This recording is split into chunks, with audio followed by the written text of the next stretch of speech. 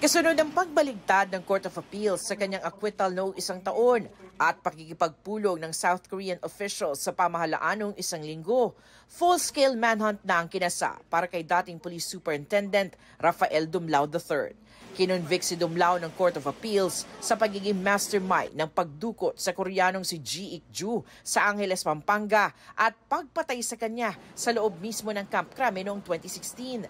Sa investigasyon, sinabing flinash umano ang mga abo ni Ji Ik-ju sa inidoro matapos ikrimi. Yung si Colonel Rafael Dumlao na-acquit, pero subsequently challenge yung acquittal niya sa higher court, sinet aside yung acquittal niya, and in the next round, na-convict siya. Umapela siya, na-affirm yan. So final na decision yan. Biro mo, dating pulis, hindi mo makita. Yun ang sumama ang loob ko dyan.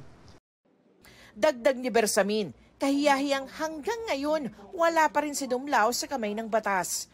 Reklusyon perpetua o 20 hanggang 40 taong pagkakakulong without the possibility of parole ang hatol kay Dumlao.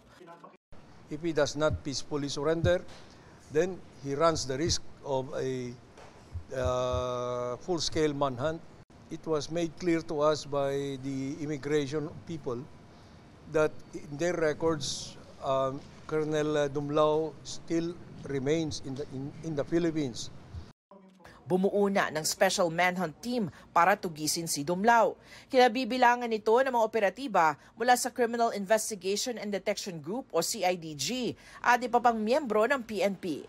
Magbibigay naman ng intel ang Presidential Anti-Organized Crime Commission o PAOK.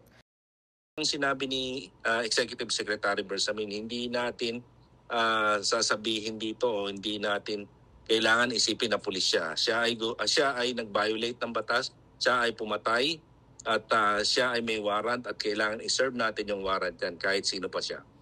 May 1 milyong pisong pabuya na ring inilabas para sa kung sino mang makapagbibigay ng impormasyon para sa ikadarakip ni Dumlao.